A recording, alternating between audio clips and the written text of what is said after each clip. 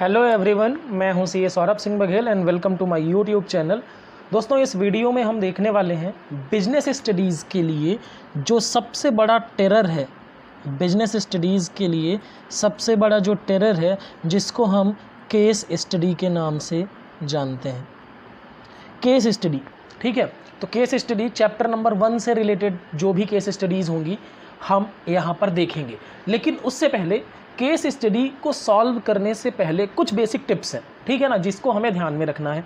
जैसे case study solve करने से पहले आपका सिलेबस हो जाना चाहिए। मतलब जैसे हम चैप्टर 1 की केस स्टडी कर रहे हैं तो आपने चैप्टर 1 तो पढ़ ही लिया हो, ठीक है। मतलब आफ्टर कंप्लीटिंग द चैप्टर 1 उसके बाद ही हम केस स्टडी करेंगे। बिना पढ़े केस स्टडी नहीं सॉल्व होगा। दूसरा, केस स्टडी को जब पढ़ेंगे हम, एग्ज़ाम में आएगा तो we will start from the end. आखिरी में इनके जो क्वेश्चंस दिए होते हैं वहाँ से शुरू करेंगे, ना कि यहाँ से शुरू नहीं करेंगे बल्कि यहाँ क्वेश्चन से शुरू करेंगे। तो we will get the basic idea कि कौन से टॉपिक से रिलेटेड केस स्टडी है, कौन से चैप्टर से रिलेटेड केस स्टडी है। अब इसके लिए ज़रूरी ये है कि आप चैप्टर को पढ़ के जाएं, ठीक है। और तीसरी चीज़, आपको ध्यान ये देना है कि आपको 2 से 3 बार केस स्टडी पढ़नी है। 2 to 3 टाइम्स आपको केस स्टडी पढ़नी है। उसके बाद चौथी चीज़, अगर वो लाइन्स कोट करने के लिए कहते हैं, जैसे बताइए कि यहाँ पर ये लाइन एक मान लीजिए ऑब्जेक्टिव, उन्होंने बोला कि ऑब्जेक्टिव के लिए कोई लाइन है तो लाइन बोलें तो ही कोट करें, अदरवाइज़ कोट करने की ज़रूरत नहीं है, ठीक है। तो ये 3 चीज़ें हैं, सिलेबस कवर करें। दूसरा, आखिरी से पढ़ना है हमें। तीसरा, 2-3 बार पढ़ें। और चौथा, लाइन कोट करने के लिए बोला हो तो ही कोट करें, अदरवाइज़ कोट करने की ज़रूरत नहीं है। तो चलिए शुरू करते हैं चैप्टर नंबर 1 की पहली केस स्टडी, ठीक है। तो सबसे पहले हम क्या करेंगे, जब कभी भी एग्जाम में क्वेश्चन आएगा वहाँ तो लिखा नहीं होगा ना चैप्टर 1 से रिलेटेड है, तो हमें समझना पड़ेगा। तो सबसे पहले हम नीचे आएंगे, क्वेश्चन पढ़ेंगे। क्वेश्चन में लिखा है कि what quality of management do you think the company is lacking, justify your answer. मतलब ये पूछ रहे हैं कि मैनेजमेंट की कौन सी क्वालिटी है जो यहाँ पर लैक हो रही है और जस्टिफाई करना है। दूसरा हमें लिखना है state the importance of the concept identified. मतलब आपको क्या करना है, यहाँ पर उस जो आपका कंसेप्ट जो लैक कर रहा है उसका इम्पॉर्टेंस आपको बताना है, ठीक है। तो 2 चीज़ें इन्होंने बोली, 2 क्वेश्चंस पूछे हैं उन्होंने। तो चलिए अब हम सवाल को पढ़ते हैं, है ना। Yes limited facing a lot of problem these days. Yes limited एक कंपनी है जिसको बहुत सारी समस्याएं हो रही हैं। आपको हिंदी ट्रांसलेशन करना पड़ेगा केस स्टडी का, तो ही आप ठीक से कर पाएंगे। It manufactures electronic goods like washing machines, microwave ovens, refrigerators होगा, रेफ्रिजरेटर्स, एयर कंडीशनर्स, ठीक है। ये इलेक्ट्रॉनिक आइटम्स बनाते हैं ये सारे, जैसे washing machine, microwave ovens, air conditioners. The companies margin are under pressure and profits and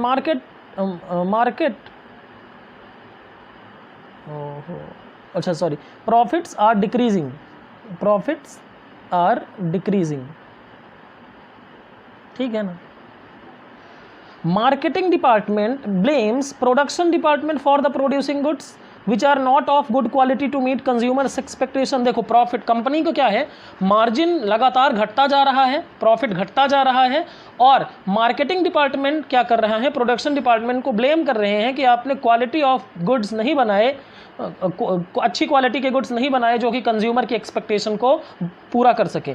the finance department blames both and production and marketing department for declining return on investment and bad marketing.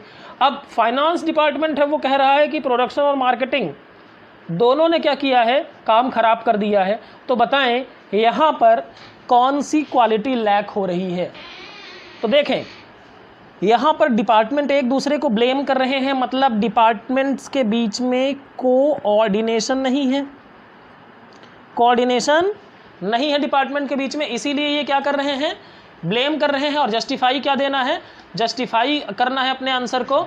तो क्या लिखेंगे हम, justify करना है तो हम लिखेंगे कि कोऑर्डिनेशन में क्या किया जाता है, सारे डिपार्टमेंट्स मिलकर काम करते हैं। यहाँ पर सारे डिपार्टमेंट मिलकर काम नहीं कर रहे हैं, तो हम लिखेंगे कि company is lacking the quality of coordination, ठीक है ना। Management is lacking coordination. उसके बाद कोऑर्डिनेशन का इंपॉर्टेंस। अब ये क्या लिखा है, इंपॉर्टेंस ऑफ कंसेप्ट आइडेंटिफाई, ये तो हमने ए में आइडेंटिफाई किया कोऑर्डिनेशन, तो हम कोऑर्डिनेशन का इंपॉर्टेंस बताएंगे। कोऑर्डिनेशन का इंपॉर्टेंस क्या होगा, कोऑर्डिनेशन का इंपॉर्टेंस होगा पहला ग्रोथ इन साइज, हमने लिखा था, हमने पढ़ा था। उसके बाद दूसरा था स्पेशलाइजेशन, ठीक है, और तीसरा हमने लिखा था फंक्शनल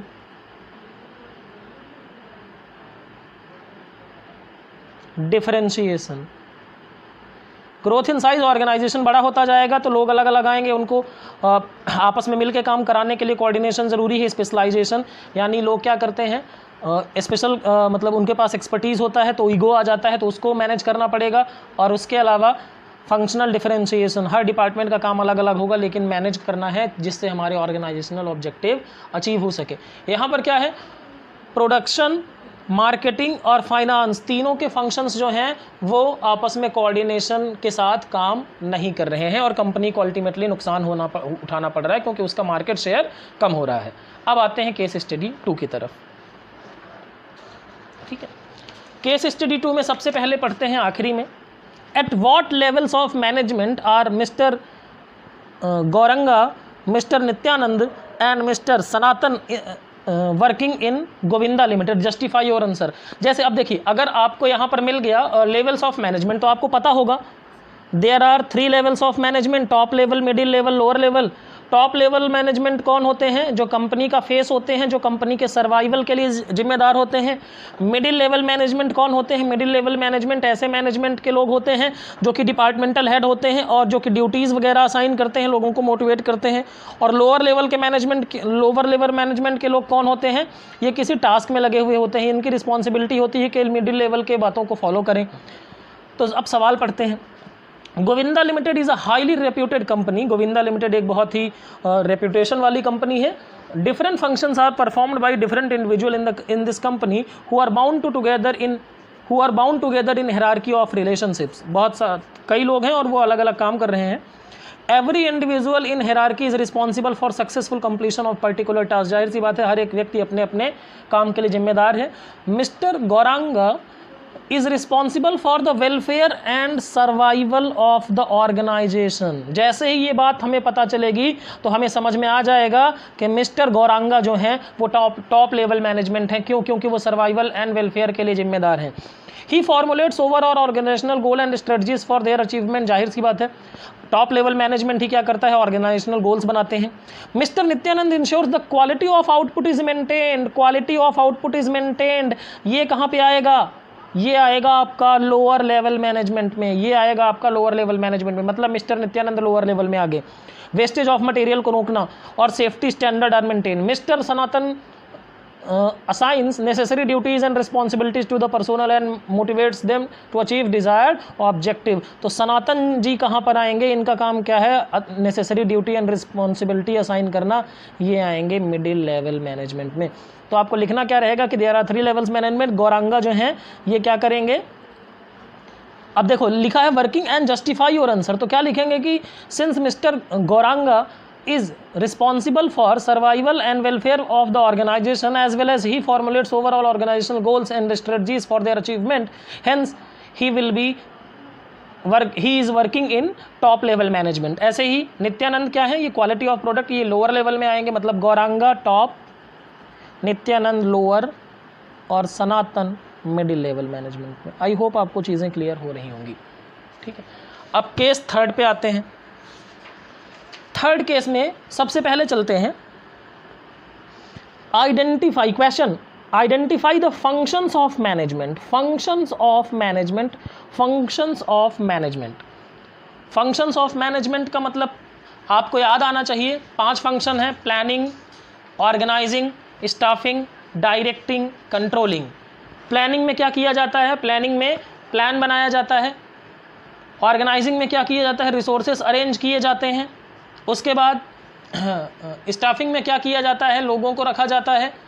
उसके बाद आपका स्टाफिंग, डायरेक्टिंग के में लोगों को ऑर्डर्स दिए जाते हैं, इंस्ट्रक्शन कम्युनिकेट किया जाता है और कंट्रोलिंग में करेक्टिव मेजर लिया जाता है। तो हमें क्या करना है, फंक्शंस ऑफ मैनेजमेंट को आइडेंटिफाई करना है। ठीक है, तो अब पढ़ते हैं सवाल। Sanjana is the branch manager of ABC handicraft private limited, ये ब्रांच मैनेजर है Sanjana.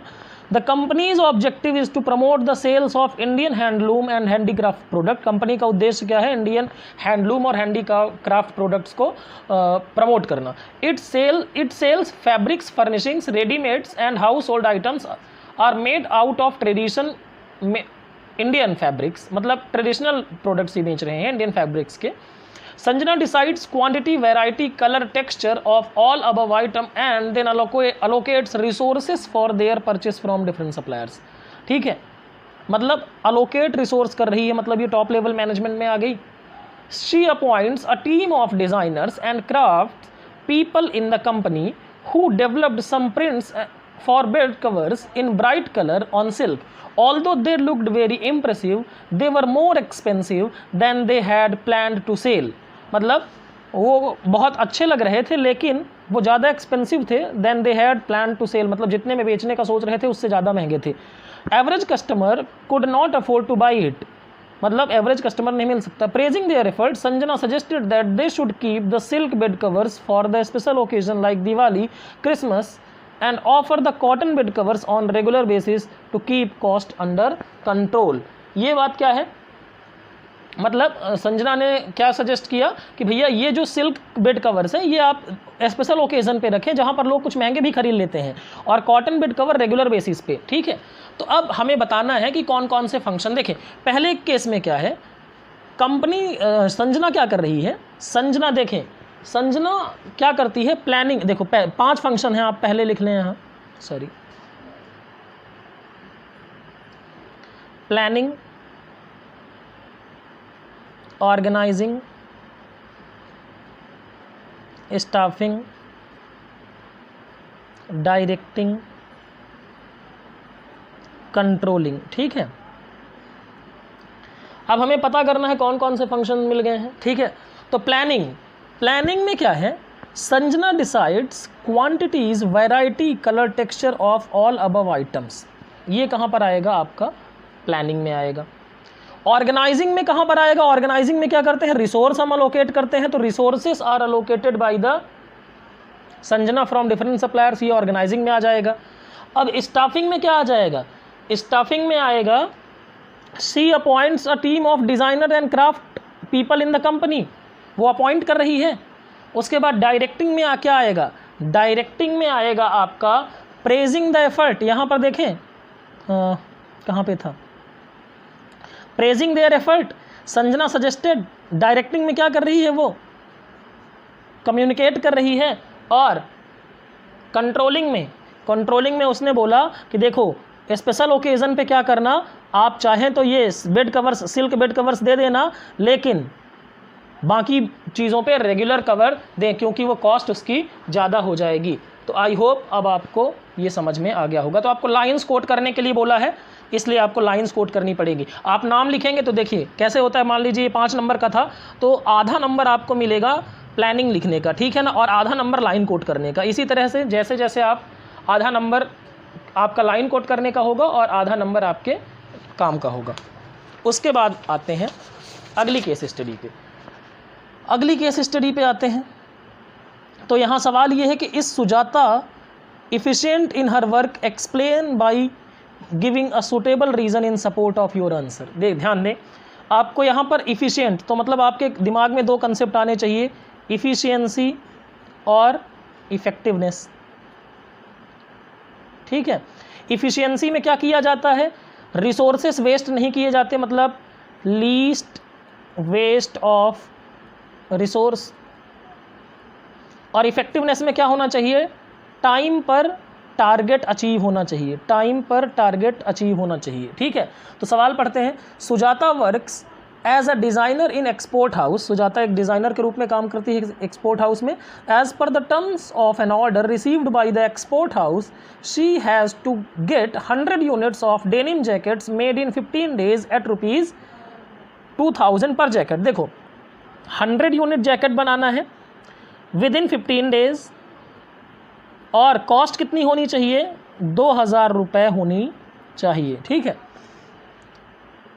she is able to complete her target production in 20 days because in order to complete the order in 15 days she would have made the workers work over time। मतलब उसको 20 दिन लगेंगे, क्यों? क्योंकि अगर वो 15 दिन में टारगेट को अचीव करेगी तो उसको वर्कर से ओवर टाइम कराना पड़ेगा। As a result cost of production per jacket में have increased by 100।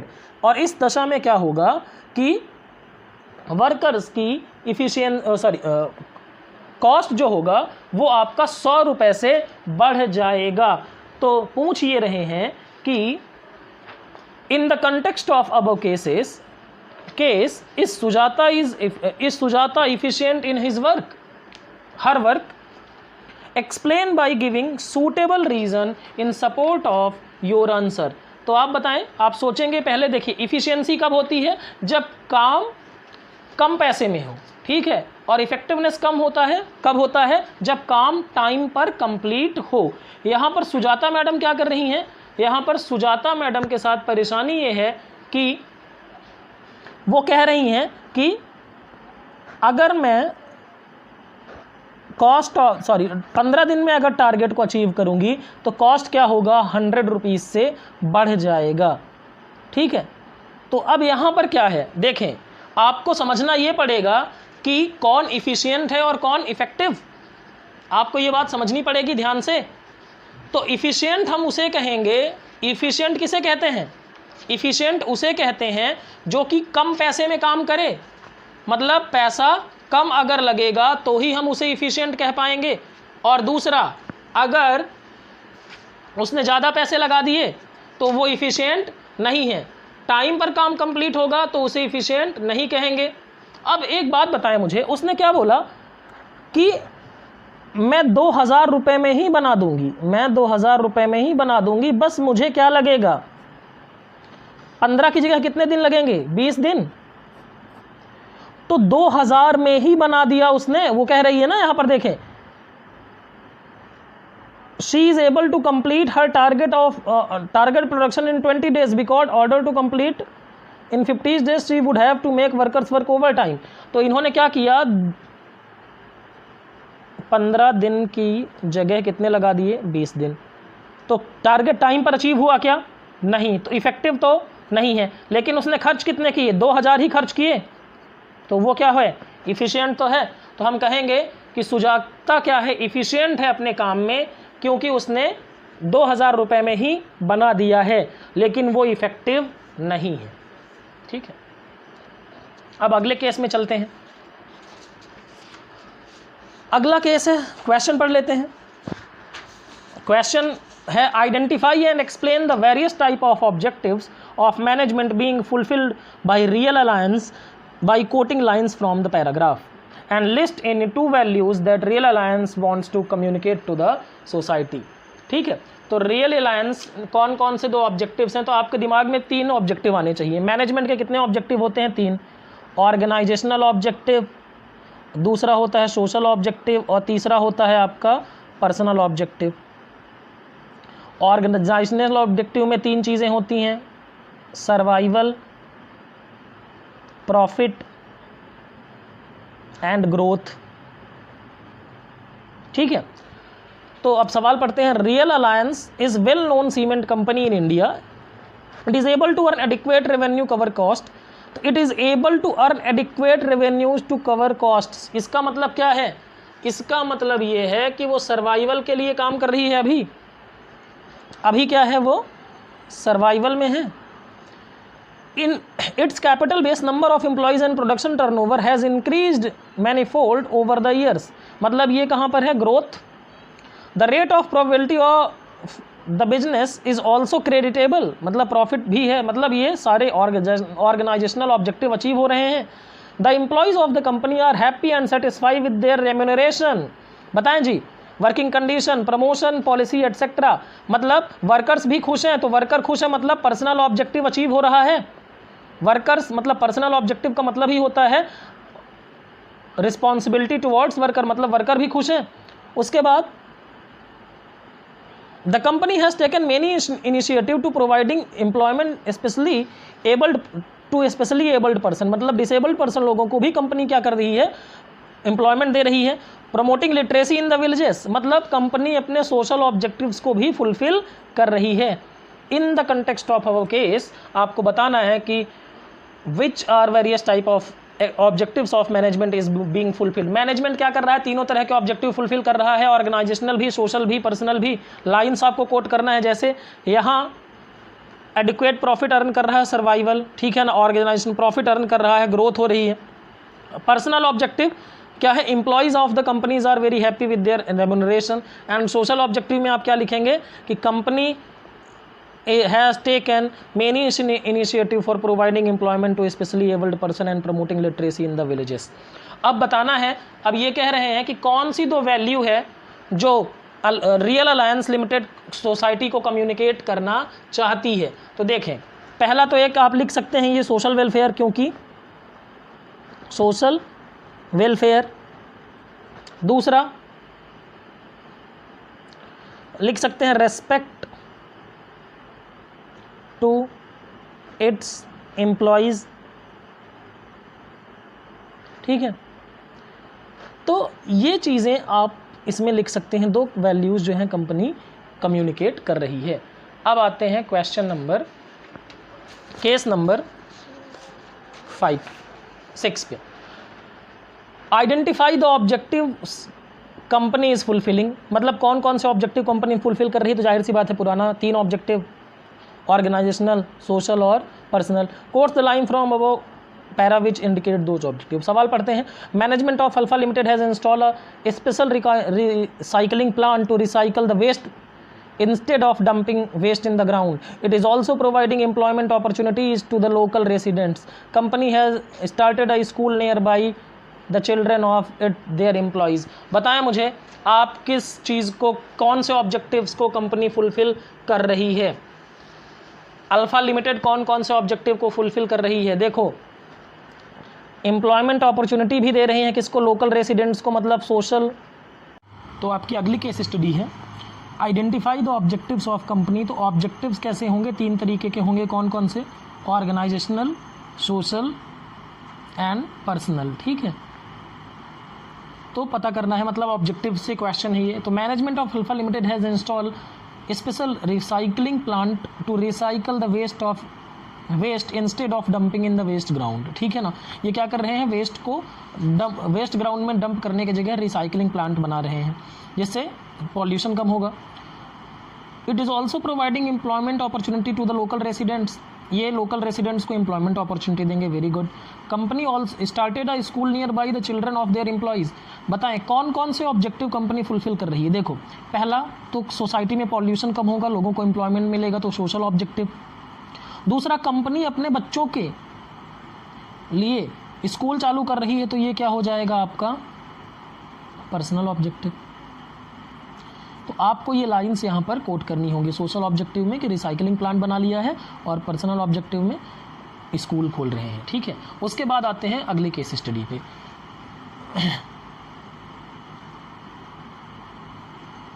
Geetika is working in private sector bank on the other key function of her key function she relates the formulation of overall organizational goal and strategies of the bank।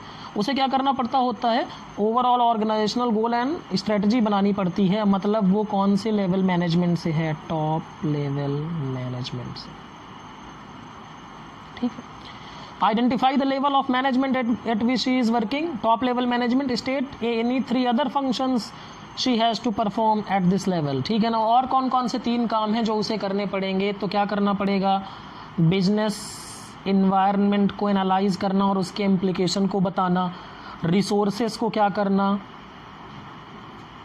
Business environment को क्या करना, analyse करना, resources को क्या करना, arrange करना, ठीक है ना। और क्या फंक्शन हो सकते हैं, और स्ट्रेटजीज़,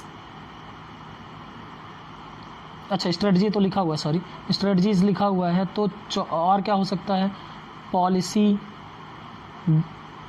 फॉर्मुलेट करना,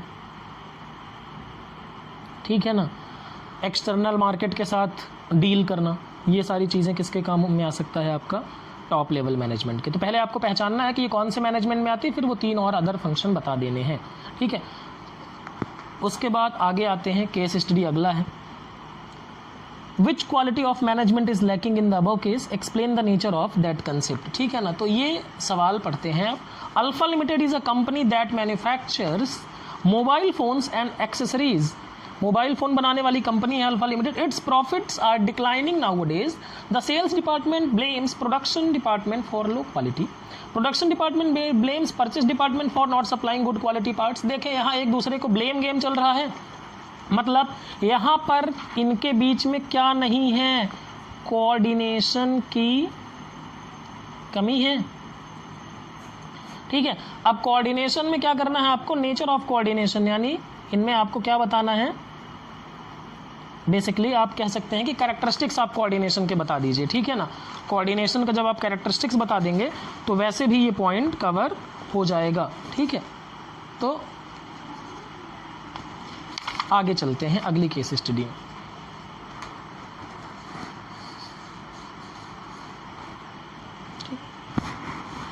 अगली केस स्टडी है, do you think unique enterprise is effective और इफिशिएंट। तो हमें इफेक्टिव और इफिशिएंसी वाला कंसेप्ट दिमाग में आ जाना चाहिए। उसके बाद what was their decision to hire ad hoc workers to achieve target was correct. Each explain the concept of highlighted above. देखो, unique enterprise is able to achieve target production of 5000 unit within the prescribed time. However to achieve this target they hired extra worker on ad hoc and spend around 40,000 extra pay to ad hoc workers so that the target production can be achieved। क्या हुआ, 5000 unit बनाने का target था इनके पास। इनको काम time पे complete करने के लिए इन्होंने एक्स्ट्रा वर्कर्स को लिया और उस पर कितना खर्च किया, 40,000।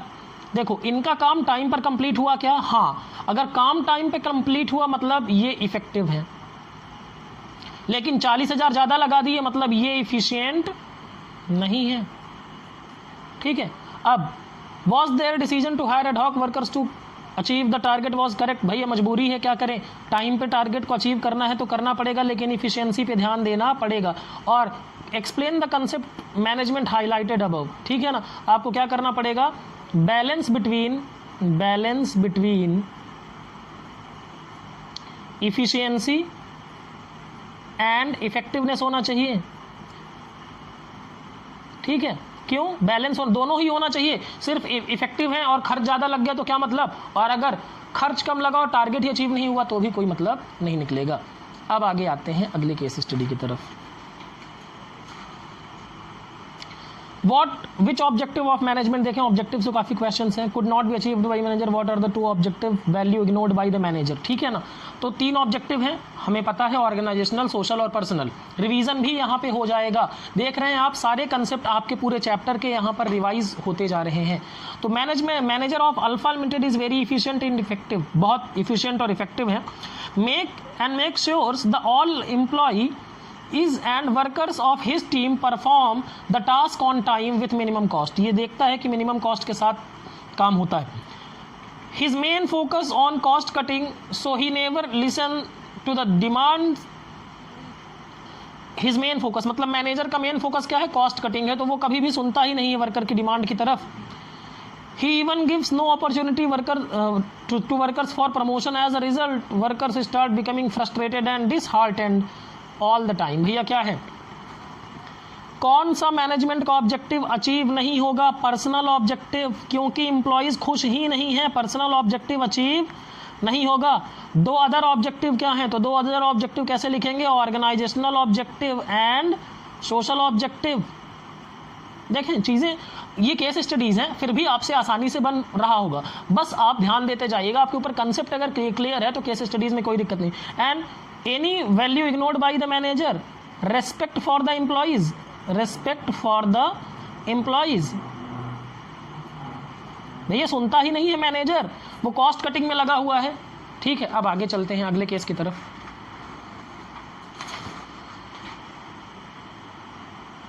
The concept of management discussed above, 3 features of concept identified above para, state value refer to above para. समझ में नहीं आया क्या पूछा है, मैनेजमेंट के कोई कंसेप्ट के बारे में पूछा है। चलिए पढ़ते हैं। The management of Amira Limited strongly believes that the members of the organization should work toward fulfill the common organizational goal. Wow, management का मानना है कि सभी वर्कर्स को मेंबर्स को मिलकर काम करना पड़े. This requires teamwork, integration, efforts of all individual department and specialists. This is because of all individual department depend on each other. सभी डिपार्टमेंट एक दूसरे के ऊपर निर्भर हैं, ठीक है, अपनी एक्टिविटीज़ के लिए. Manager needs to reconcile differences in approach, timing, efforts and interest. Management को क्या है, जो डिफरेंस होगा एक डिपार्टमेंट दूसरे डिपार्टमेंट के बीच में, उसको रिकनसाइल करना पड़ेगा, यानी उसका समाधान करना पड़ेगा. At the same time it should enable all its member to grow and develop. Thus there is a need to harmonise individual goals and organisational goals. मतलब यहाँ पर क्या करने के लिए बोल रहे हैं कि इंडिविजुअल गोल्स और ऑर्गेनाइजेशनल गोल्स को हार्मोनाइज किया जाए. तो सबसे पहली चीज़ इसमें क्या बोला जा रहा है, इसमें कौन सा कंसेप्ट है, इसमें कोऑर्डिनेशन है. कोऑर्डिनेशन क्यों? क्योंकि एक डिपार्टमेंट दूसरे डिपार्टमेंट के साथ मिलकर काम करेगा, टीम वर्क एंड इंटीग्रेशन. फिर इसके फीचर्स लिखने हैं. कैसे फीचर्स लिखने हैं? कोऑर्डिनेशन क्या करता है, कोऑर्डिनेशन आपकी इफिशिएंसी बढ़ा देता है, ठीक है ना. कोऑर्डिनेशन हर लेवल पे ज़रूरी है, ठीक है. कोऑर्डिनेशन कंटिन्यूअस प्रोसेस है. तो ये आपको 3 कैरेक्टरिस्टिक्स लिखने हैं. और वैल्यू क्या है, वैल्यू क्या है, harmonise individual goal and organisational goals. मतलब वैल्यू इसमें क्या आ रही है, टीम स्पिरिट. टीम स्पिरिट मतलब मिल के काम करने वाली भावना आ रही है. तो गाइज ये केस स्टडीज़ थी, इसकी प्रैक्टिस करिएगा आप, ठीक है ना. और अपने से सोचते, कभी भी एग्जाम में केस स्टडी आए तो डरिएगा नहीं. अगर आपके कंसेप्ट क्लियर हैं तो आप बहुत आसानी से कर लेंगे. और नहीं कंसेप्ट अगर फिर भी कुछ समझ नहीं आ रहा तो केस स्टडी 2-3 बार पढ़िए, आपको चीज़ें समझ में आ गई होंगी. आई होप आपको ये वीडियो अच्छा लगा होगा. वीडियो अच्छा लगा तो लाइक करें, कमेंट करके बता सकते हैं. और जिन लोगों ने चैनल सब्सक्राइब नहीं किया है, चैनल सब्सक्राइब कर लें और अपने दोस्तों को भी शेयर कर सकते हैं. Thank you.